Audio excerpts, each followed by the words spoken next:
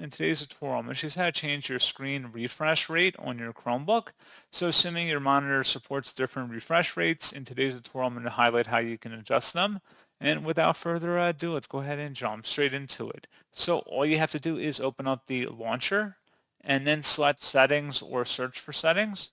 And then there should be an item on the left side that says device. Go ahead and select that. And then on the right panel underneath device, select the display. And there should be something that says refresh rate. Click the drop down and you can select any of the options here that are available for your device. And that's pretty much it. Pretty straightforward process, guys. And as always, thank you for watching. I do hope that was able to help you out, and I do look forward to catching you all in the next tutorial. Goodbye.